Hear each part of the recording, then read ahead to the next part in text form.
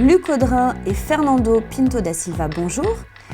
Les éditeurs qui découvrent la question de l'accessibilité des livres numériques peuvent avoir l'impression d'être totalement démunis. Quelles pistes de travail pouvez-vous leur proposer dès aujourd'hui ? Effectivement, les premières réactions que l'on entend de la part de professionnels de l'édition face à la question de l'accessibilité pour les personnes non-voyantes ou malvoyantes, ces personnes sont assez inquiétées parce que ces questions qui se posent à elles, n'ayant pas été informées jusqu'à présent, cela semble insurmontable. Or, il y a quand même beaucoup de choses qui sont déjà présentes, massivement dans les technologies numériques, les technologies du web, puisque la question d'accessibilité des sites internet s'est posée depuis pas mal d'années déjà, et il y a déjà eu des standards, des réflexions avec les structures d'associations d'aveugles pour mettre en place les éléments techniques. Ce n'est pas non plus quelque chose d'insurmontable, les éléments techniques qui permettent une bonne navigation sur un site internet quand on est aveugle. Et comme les livres numériques s'appuient sur ces standards du web, eh bien, ils bénéficient de tous ces apports qui ont été faits déjà. Il n'y a donc pas d'obstacle technologique. Les outils d'usage, comme Fernando va en parler, c'est-à-dire la façon de consommer des livres numériques ou de consommer des sites internet pour personnes non-voyantes sont possibles, à condition bien sûr d'avoir mis en place ces éléments techniques qui sont parfaitement spécifiés, parfaitement listés. Donc c'est surtout un problème de formation et de se mettre en route. C'est ce qu'on veut expliquer aux éditeurs aujourd'hui. La question n'est pas insurmontable, il faut se mettre en route. En réalité, ce qui se passe, c'est que depuis 1999, il y a déjà des spécifications fortes concernant l'Internet au niveau mondial. Ce sont des spécifications qui ont été mises à jour au fur et à mesure des technologies, bien évidemment. Et ce que les gens ne savent pas, c'est pas propre aux éditeurs, mais c'est les gens en général ne savent pas que quand on est aveugle ou malvoyant, on a un certain nombre d'aides techniques qui nous permettent de pouvoir accéder à ces contenus sur Internet. Ça peut être des aides techniques braille, ce qu'on appelle du braille éphémère, donc le fait de pouvoir afficher sur un afficheur dédié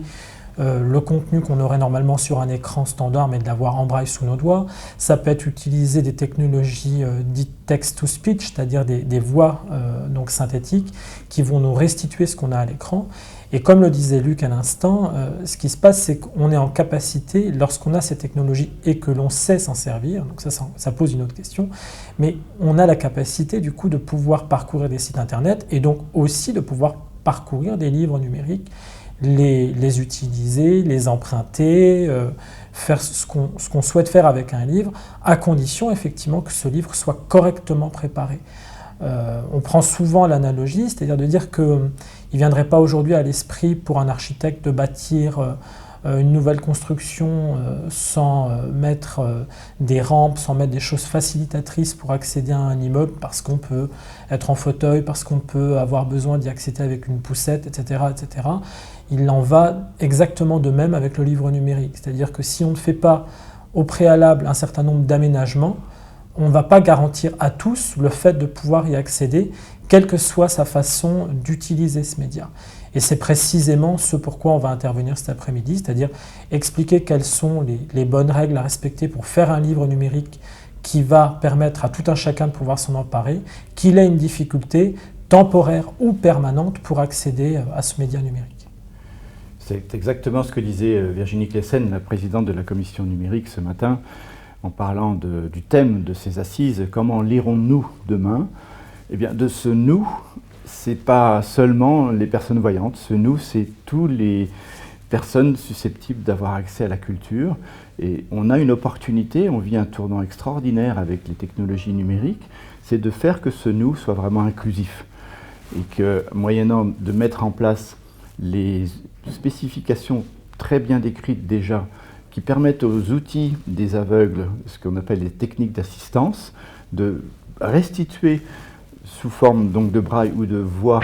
ce qui est contenu dans les livres et de naviguer dans tous ces éléments, eh bien on est dans une société inclusive. Le tournant que l'on vit en ce moment, c'est qu'on n'est plus forcément dépendant, quand on est aveugle, de l'adaptation de fichiers qui ont été préalablement produits et publiés. Mais on est, et c'est pourquoi les éditeurs sont partie prenante très fortement, on est au moment où on va pouvoir produire le jour de la sortie d'un nouvel ouvrage, le jour de la sortie d'une nouveauté, bien sûr des livres papier, mais également des livres numériques parfaitement accessibles. C'est-à-dire que le format numérique que tous ceux qui peuvent utiliser sur leurs outils smartphone, tablettes, liseuses, ce format numérique est aussi parfaitement encodé pour l'accessibilité. Et ça va même plus loin, c'est qu'en réalité, ce format aujourd'hui, qu'on appelle EPUB dans sa version 3, en réalité, c'est lui-même un format qui découle du format que les personnes aveugles ou malvoyantes utilisent aujourd'hui, ce qui est un format qu'on appelle le format DAISY. Et bien souvent, sans rentrer dans des détails techniques, en fait, il suffit d'aller regarder un peu ce qui se passe dans les entrailles de ce format pour s'apercevoir que ce format EPUB 3 est lui-même un format DAISY déguisé. Autrement dit, et ça je pense que c'est un message fort à faire passer aux éditeurs, faire aujourd'hui un format EPUB 3 bien construit, c'est comme Monsieur Jourdain, c'est faire sans le savoir, un format qui au départ était un format adapté, mais qui en réalité là devient un format pour Monsieur Tout-le-Monde et donc est utilisable y compris par les personnes qui elles-mêmes jusqu'à présent n'ont connu qu'un format adapté. Autrement dit, là, on a déjà entendu beaucoup ce mot aujourd'hui, ce terme de convergence. On voit comment finalement le secteur du livre adapté, qui était la seule solution de recours pour les personnes aveugles et malvoyantes depuis 30, 40, 50 ans, ce secteur est en train de converger avec le secteur du livre standard. Et donc là, on a une formidable opportunité qui n'a, je crois, jamais existé, c'est-à-dire de faire en sorte que ces deux mondes se rencontrent et qu'on puisse partager un seul et même format et, comme le disait Luc, pouvoir en bénéficier dès le jour de la sortie, quel que soit le canal de distribution, à condition, mais ça c'est encore un autre débat, que l'ensemble des plateformes soient prêtes et accessibles pour qu'on puisse pouvoir les utiliser. Pensez-vous que l'édition sera prête en 2025 pour se conformer à la directive européenne sur l'accessibilité des e-books ? Alors effectivement, on est enthousiaste parce qu'on voit que par la technologie, cette inclusion est possible, mais il n'y a pas que simplement un mouvement citoyen, un mouvement très positif, il y a aussi des régulations européennes en particulier, il y a aussi des lois. En France, il y a eu des lois déjà sur l'exception handicap qui ont permis une meilleure disponibilité des livres auprès des associations d'aveugles, mais la Commission européenne s'est emparée de ce sujet et a fait adopter au mois de juin 2019, donc cette année, une directive européenne sur l'accessibilité des produits et des services.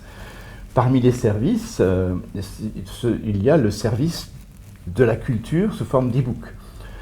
Ces e-books sont considérés comme des objets de l'ordre du service parce que c'est de l'immatériel. Et dans le côté des produits, il y a les matériels, les appareils de lecture d'e-book qui, eux, devront aussi être accessibles. En ce qui nous concerne, nous, éditeurs, c'est bien sûr les services, les e-books qualifiés de services dans cette directive. Et bien sûr, cette régulation va nous imposer, en 2025, que tous les services, donc tous les e-books en vente, soient accessibles. Et c'est un délai qui peut paraître de 6 ans, mais il ne faut pas procrastiner, il ne faut pas commencer en 2024, c'est maintenant qu'il faut commencer. Et il y a déjà des éditeurs qui ont commencé cela. Il y a déjà des acteurs qui ont mis en place les processus, les techniques. Il y a déjà des standards, il y a déjà des spécifications, donc toute la technologie est là. Donc le monde de l'édition doit s'en saisir pour former des nouveaux éditeurs, former les éditeurs existants, former les producteurs d'e-books et s'informer auprès de toute la chaîne de valeur et de toutes les ressources dans les associations et au syndicat national d'édition, avec ce groupe normes et standards sur lequel nous avons travaillé, nous avons produit des documents pour s'informer. Je pense qu'il faut également revenir sur le fait de savoir quel horizon exact on vise avec cette année de 2025 lorsqu'on parle d'accessibilité du livre. Il y a eu un certain nombre de discussions qui ont abouti à un compromis entre les associations représentantes de personnes déficientes visuelles d'une part et d'autre part des éditeurs, de dire que ce qui était visé pour 2025, c'était d'obtenir une accessibilité du livre numérique pour le livre dit à maquette simple. C'est-à-dire de dire que ce qu'on vise pour 2025, c'est que le livre textuel, le livre noir, soit rendu accessible. Étant entendu, et là ce sont des discussions qui ont eu cours en 2017-2018, que les organisations qui font du livre adapté continueraient à le faire pour les livres à maquette complexe. Alors pourquoi je prends le temps de revenir là-dessus, c'est d'expliciter le fait que pour 2025,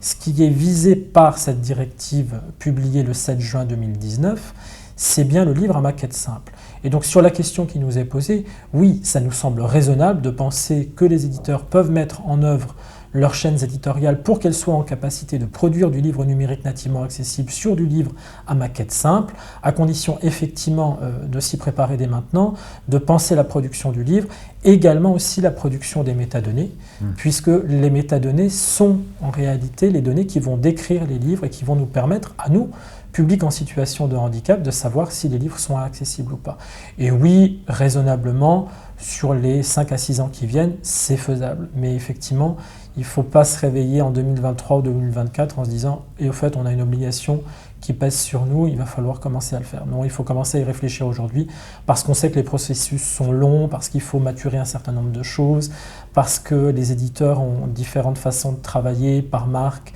de façon horizontale, de façon verticale, et que donc là, c'est aujourd'hui qu'il faut commencer à travailler sur la mise en évidence de ces pratiques et comment reformater, travailler et tout simplement même comprendre les concepts liés à l'accessibilité.